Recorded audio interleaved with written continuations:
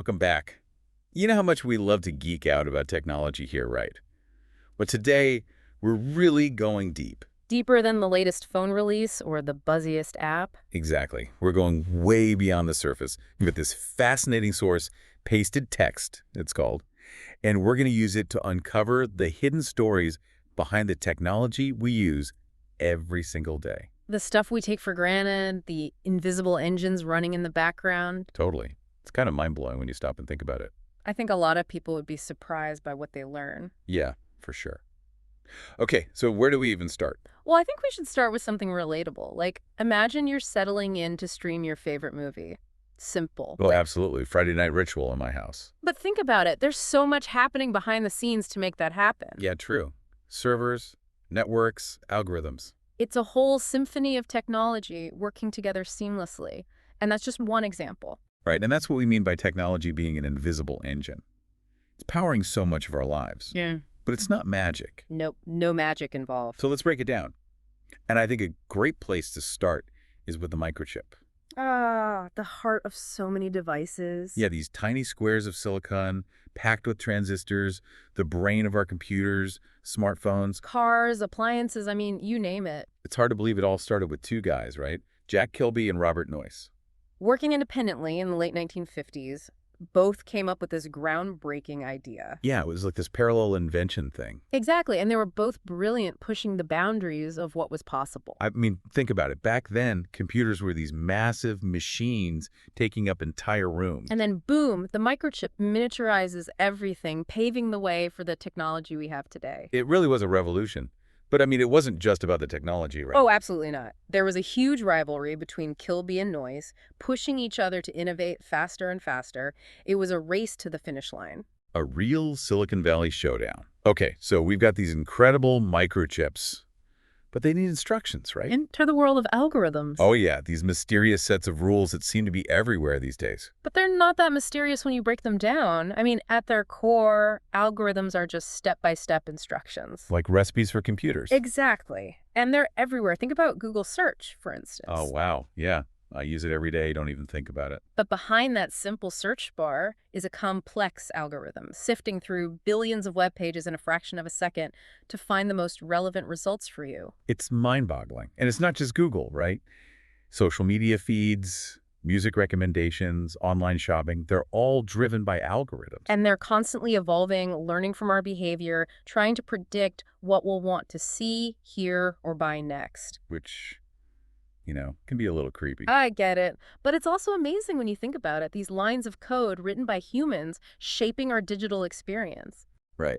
And there are real people behind these algorithms, teams of brilliant coders. Yeah, and they're not just sitting in cubicles typing away. I mean, there's a lot of creativity and problem-solving involved. It's like they're constantly building and refining these digital puzzles. And speaking of puzzles, what happens when there's a bug in the code? I mean, we've all experienced glitches and crashes. What's going on behind the scenes when that happens?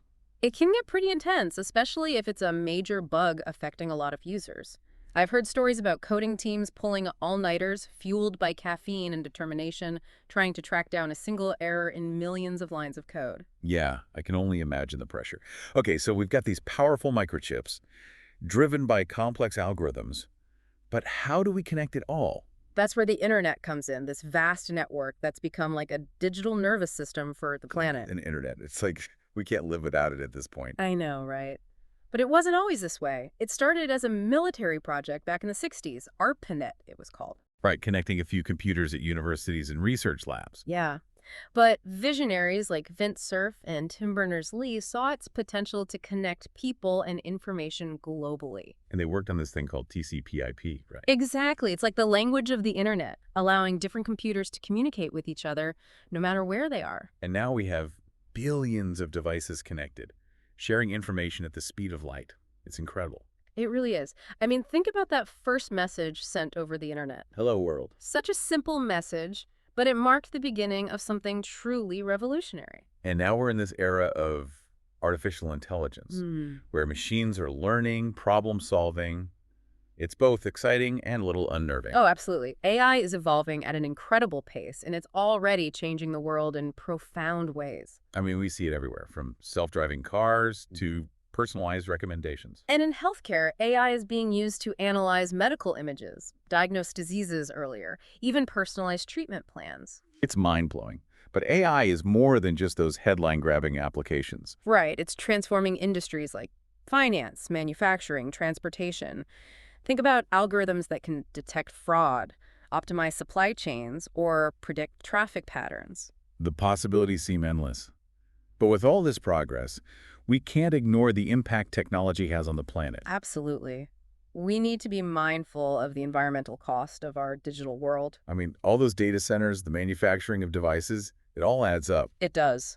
But the good news is that there's a growing movement towards sustainable technology. Oh, that's good to hear. Like what kinds of things are being done? Well, we're seeing more energy-efficient devices, data centers powered by renewable energy, and a push towards recyclable materials. It's encouraging to see those changes.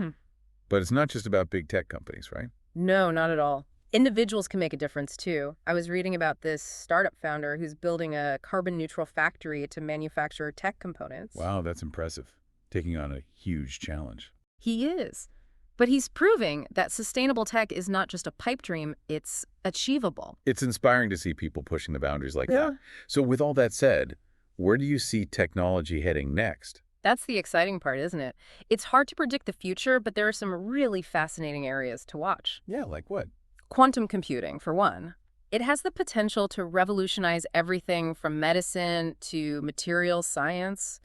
Imagine being able to simulate complex molecules to design new drugs or develop materials with unheard-of properties. That's wild. It's like science fiction becoming reality. And then there's brain-computer interfaces. I mean, the idea of controlling devices with our thoughts is still pretty out there, but the research is advancing rapidly. Yeah, I've seen those demos where people can move robotic arms with their minds. It's incredible. It is, and it has huge potential to help people with disabilities or even enhance our abilities in ways we can't even imagine yet. Okay, that one's really making my head spin. What else? Space-based data systems. Imagine massive networks of satellites providing global connectivity, enabling new scientific discoveries, and pushing the boundaries of what's possible. It's like taking the internet to a whole new level. Okay, so we've got quantum computers, mind-controlled devices, data from space.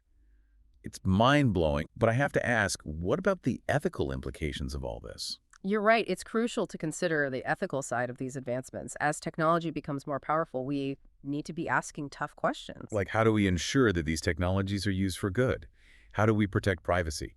How do we prevent unintended consequences? Exactly. We need to have open and honest conversations about the potential risks and benefits and make sure that technology serves humanity, not the other way around. So, after this deep dive, what's the one key takeaway you hope our listeners will walk away with? That technology is ultimately a human story. Behind every invention, every algorithm, every line of code, there are people driven by curiosity, creativity, and a desire to make a difference. And as we move forward, it's important to remember that we have the power to shape the future of technology. So true. And on that note, we're signing off for today. But remember, the exploration doesn't end here. Keep learning, keep asking questions, and who knows?